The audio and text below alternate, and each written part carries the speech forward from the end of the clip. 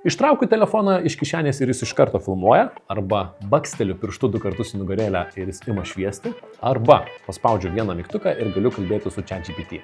Čia yra kelios mano mėgstamos funkcijos.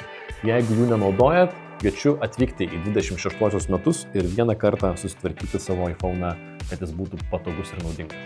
Tai važiuojam papasakosiu, kaip tai pasidaryti. Funkcijas rodysiu ant iPhone 17 Pro ir iOS 26 versijos, bet beveik viskas veikia ir ant senesnių versijų.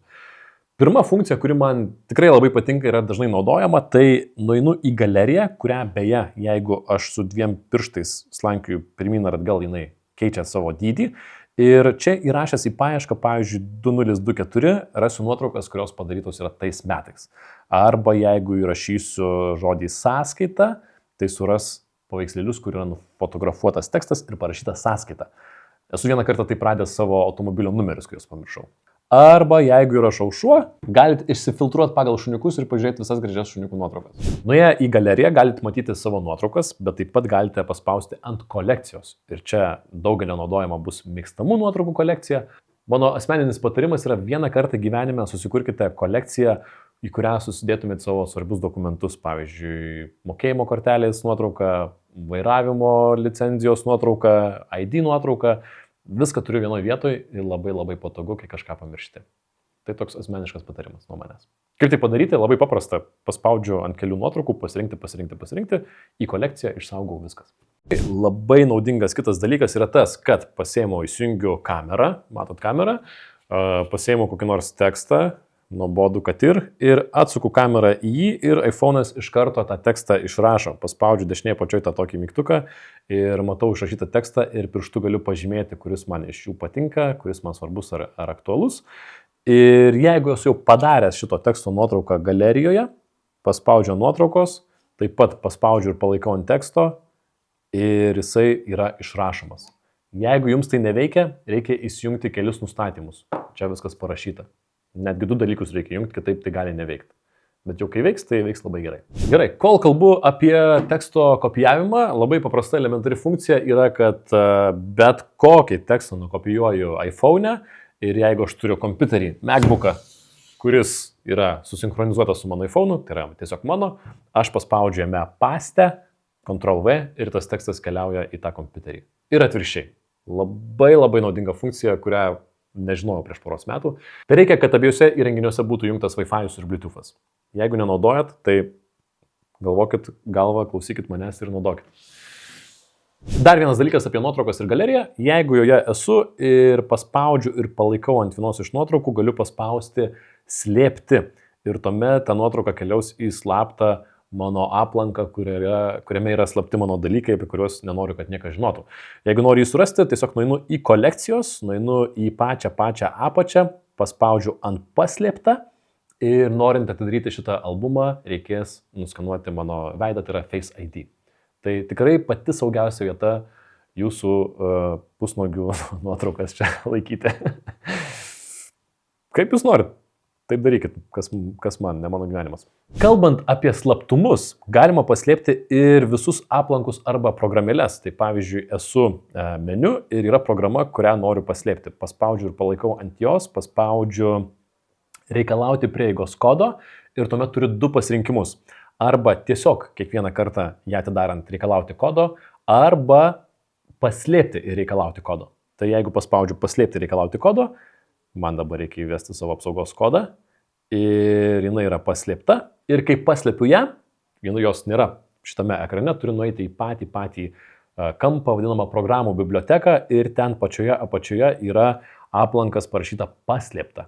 Tai jame bus mano programėlė, vėlgi reikės įvesti mano apsaugos kodą arba Face ID ir tuomet galėsiu sudaryti tą programėlę. Jeigu turite paslapčių, čia vieta jas laikyti. Keliaujam į pagrindinį ekraną ir aš užrakinu telefoną ir kaip matote, čia apačioje yra 2 greitieji mygtukai. Šią akimirką tai yra žibintuvėlis ir fotoaparatas, aš juos pasikeisiu į geresnius, tai yra paspaudžiu ir palaikau ant ekrano, paspaudžiu pritaikyti ir dabar galiu redaguoti visą ne tik viršų, kuris man šiaip patinka, kaip yra iPhone'e natūraliai, bet taip pat galiu paspausti šitą minuso mygtuką ir įdėti naują valdiklį, kurių šiaip yra labai daug gerų.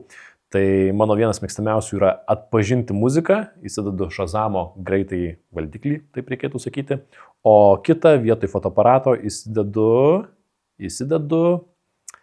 ChatGPT balso režimą. Tai yra iš karto paspaudus jį įjungia man kalbėjimą su ChatGPT. Mėgstu tą daryti. Kaip matot, tų valdiklių čia yra labai daug ir labai įvairių. Priklauso nuo to, kokias programas turite savo telefone, nuo to priklauso, ką čia turėsite, bet galite pasirinkti, pavyzdžiui, kodo nuskaitimą, tylų režimą, skaičiuotuvą, netgi iš karto tiesiai nueiti į Instagramą ar dar kažką. Pasirinkimų labai daug ir svarbiausia įsidėti iš tus du pačius naudingiausius. Nes visi kiti naudingiausi valdikliai keliauja į vadinamąjį control centrą. Tai yra ta vieta, kurią atrandu nykščiu perbraukęs viršų į dešinėje. Ir čia galima viską redaguoti, susidėti pagal save, tikrai verta paskirti porą minučių ir panagrinėti, kas čia yra. Aš, pavyzdžiui, esu įsidėjęs ekrano įrašinėjimą, tą patį ChatGPT po ranka, aš čia matau, kokia muzika yra grojama, per čia įjungiu AirDropą, per čia dažnai ir pasireguliuoju šviesumą arba garsumą telefono.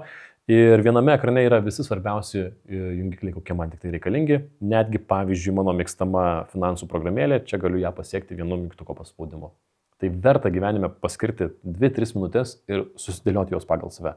Kol mes esam kontrolės centre, noriu pakalbėti apie skirtingus režimus. Tai tikriausiai daug kas naudojat netrukdyti režimą, paspaudžiu jį, man žmonės neprisiskambins, esu tyloj, super.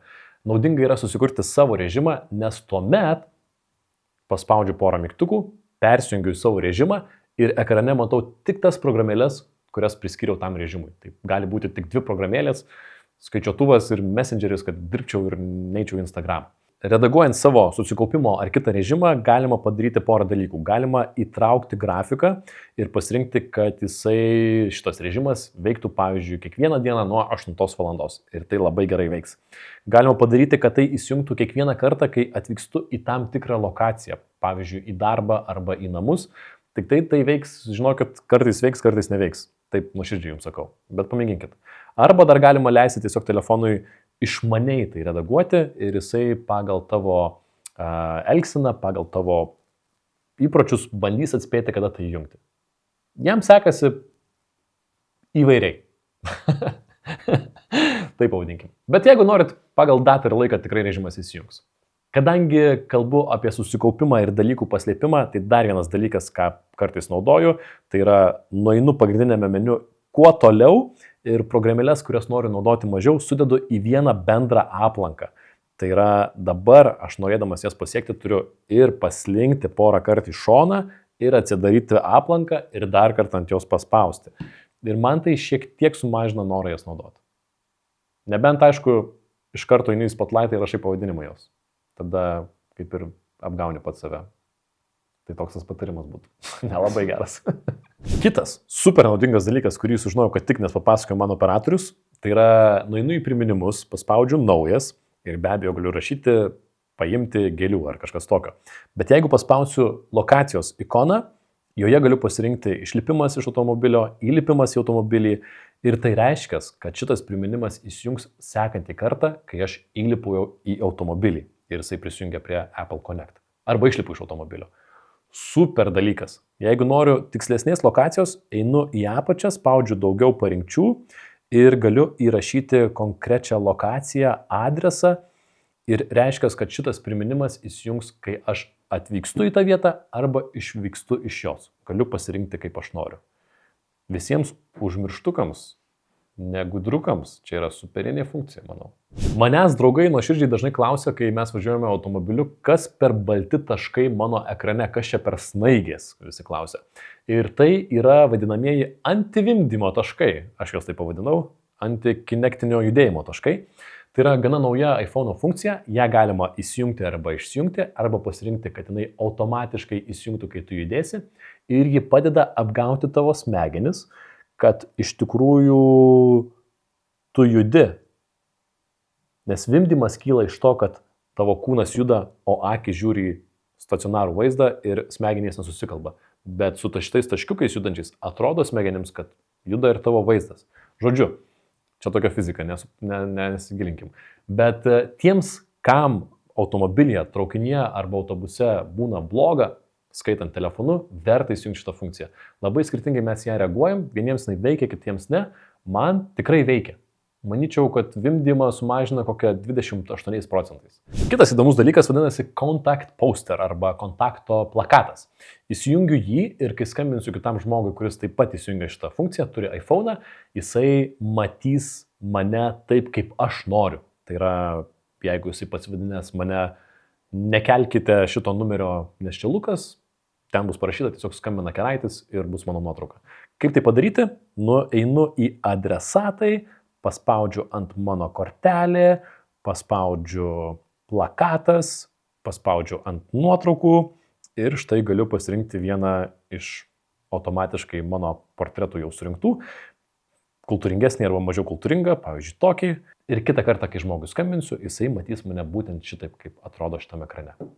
Viskas, ką pasakoju, veikia daugumoje iPhone'ų, bet jeigu galvojat atsinaujinti, tai dabar yra gera proga, nes LSN parduotuvėse atnešus savo seną telefoną gaudate nuolaidą naujam telefonui. Ir netgi nereikia nueiti į parduotuvę, kad išsiaiškintumėt, kaip tai veikia. Atsidarot interneto svetainę, įvedat savo telefono modelį, pažymit, ar jisai puikiai veikia, ar galbūt yra šiek tiek apdaužytas ir jums parašys, kokia jo yra vertė. Jeigu pirksite vieną iš naujesnių iPhone'ų arba iPhone Air, gausite dar plus 75 eurus nuolaidą.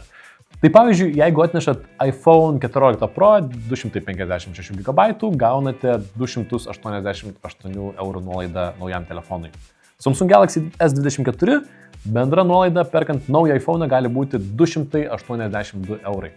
Arba pavyzdžiui, geros būklės iPhone 15 Pro gali gauti iš viso 426 eurų nuolaidą naujam 17 iPhone'ui. Tai jeigu svarstote atsinaujinti ir norite naujo telefono ir ypač iPhone'o, tai geresnio dylo, manau, niekur nerasite. Informacija, kaip visuomet apraše, nueikit paspauskite ir pamatysite. Kita tiesiog superinė funkcija, kurią per mažai naudoju, reikia naudoti daugiau, tai yra teksto rašymo pagalbėlį. Jeigu aš parašau, pavyzdžiui, eta, man iš karto išmeta mano visą ilgą e-mailo adresą. Arba jeigu parašau, pavyzdžiui, tel ir paspaudžiu pirštu, man iš karto parašo visą mano telefono numerį, nereikia jo rašyti. Kaip tai įsijungti? Labai paprasta, nueinu bendrieji nustatymai, nueinu į klaviatūrą ir tuomet paspaudžiu teksto keitimas ir čia galiu pridėti arba atimti tų teksto keitėjų. Tai pavyzdžiui, kaip ir sakiau, frazė yra vardas pavardė @gmail.com, o sparčioji komanda parašau G raidė. Viskas. Pagal save galiu pasidaryti. Net nebūtina tą rašyti. Gali ką tik tais nori. Ir dabar nueinu, pavyzdžiui, į užrašinę, sukuriu naują užrašinę ir ten rašau G ir man iš karto pasiūlo užpildyti savo e-mailo adresu. Super duper daiktas. Jisai neveiks visur, ką naudosite iPhone'ą. Kartais ten neveiks, bet daugumoje dalykų, daugumoje vietų ten tikrai tai pavyks padaryti. Veiksmo mygtukas arba action button, tai yra mygtukas čia šone. Aš senesnėme iPhone'e jį naudodavau įjungti kamerai, o dabar jį naudoju balso pastaboms įsirašyti. Nes be abejo, tai yra mygtukas, kuris yra laisvai konfigūruojamas. Galima padaryti, kad jis įjungtų Shazamą, galima padaryti, kad jis įjungtų vertėją, galima padaryti, kad jis įjungtų susitelkimo režimą. Tai kam norit, tam ir įsijungiat. Nueinat į nustatymus, labai paprasta pasirinkti.